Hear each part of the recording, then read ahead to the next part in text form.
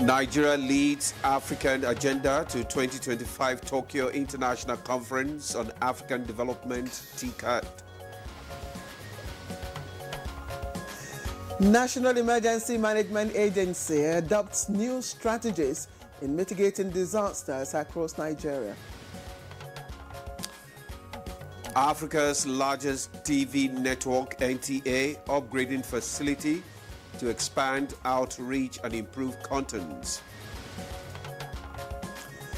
On Good Morning Nigeria today, we shall focus on flood alert and state's response.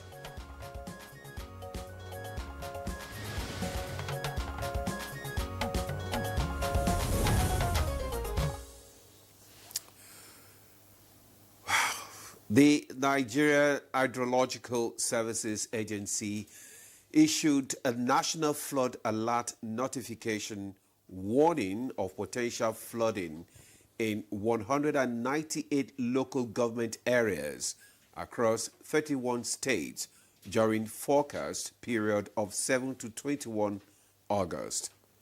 Of course, that's this year. Yeah, this year. Yeah. This year, Mola. And we're at it again. We're still in the month. Anyway. Yes, exactly.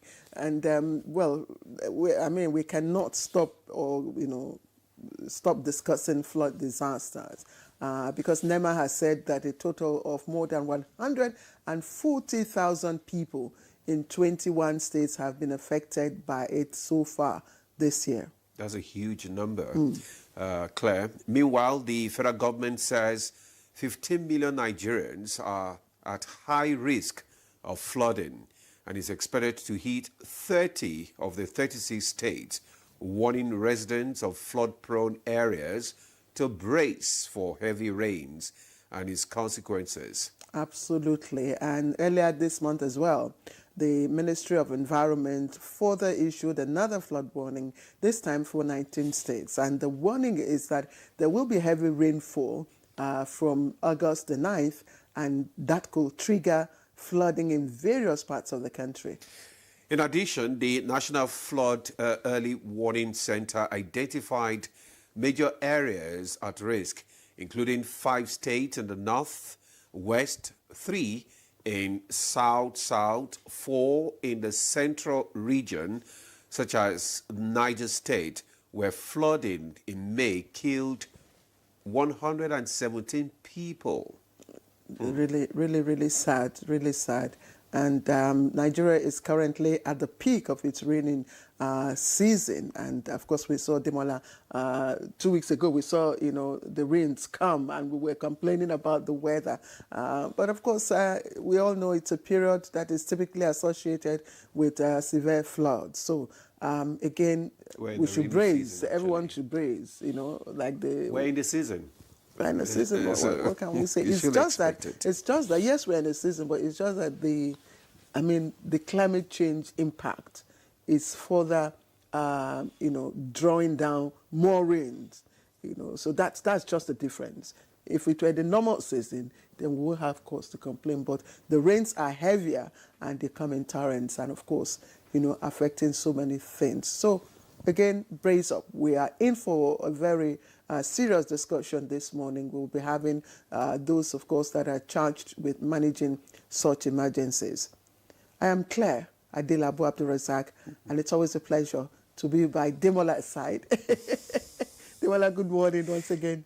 I was just waiting for you to conclude yours. I'm not wired to talk. Don't go there again. Anyway, I am Ademola Ade. Thank you for joining us this morning. We're reaching you live from Abuja on the network service of the NTA. Shortly, we'll be joining Dennis Adegunloye for highlights of the morning news. And much later, we'll have newspaper review by Chooks, the boy. Stay with us. Over to you, Dennis. Good morning to you. Dennis, the boy. Good morning, Ademola. Good morning, Claire. Good morning, Nigeria. Here is the morning news. Nigeria is hoping to expand its $1 billion trade volume with Japan as it also leads the African agenda to the 2025 Tokyo International Conference on African Development, TCAD. President Bola Tinubu, in his first appearance, is leading Nigeria's delegation to the 9th edition of the conference opening in Yokohama. Base, which is what Nigeria is trying to achieve, which is what President Tinubu is committed to. And that way we can create those jobs for our teeming youths, tackle the issue of unemployment, and of course the macroeconomic reforms of President Tinubu are already in progress. The National Emergency Management Agency, NEMA, says it will continue to strengthen collaboration and adopt new strategies to mitigate disasters across the country. Director General of the agency, Zubeida Umar, stated this at a workshop on disaster risk reduction documenting collaboration with the United Nations Development Programme. 25 to 2028 is therefore a timely and necessary strategic document designed to strengthen and institutionalize resilience across critical sectors of the country.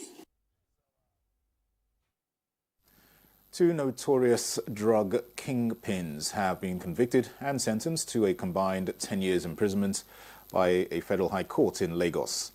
One was arrested in Ikeja, Lagos, after NDLEA operatives dismantled his drug trafficking network, leading to the recovery of 24 jumbo bags containing 681 pouches of Canadian loud, a strain of cannabis.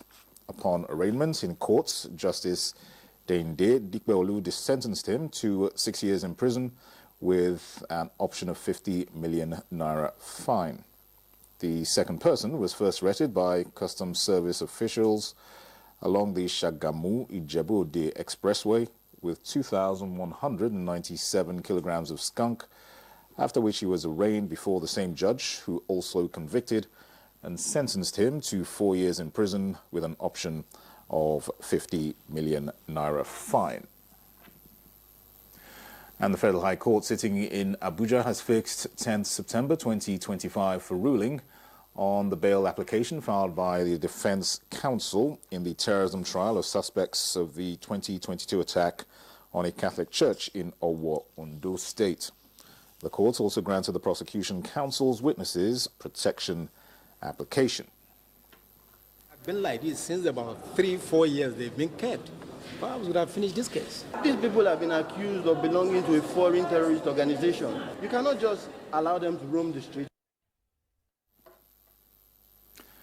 Nigeria's national broadcaster and Africa's largest television network, the NTA, is being positioned to create deep connections with viewers and audiences around the world.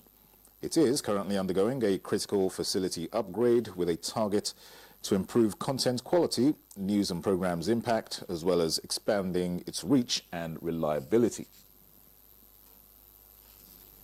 Highly definition equipment that have improved the quality of our signal, and it's an investment worthwhile. And for sure, the quality of what that will be coming out of our studios now will really be greater, brighter, crisp picture to our viewers at home. We received 3 JVC cameras. We received 2 55-inch monitors, tripods, an editing system that is called Think Station, LED lights, vision and audio mixer. Well, those are the news highlights for now. Good Morning Nigeria continues with Ademola and Claire. After these messages, stay with us.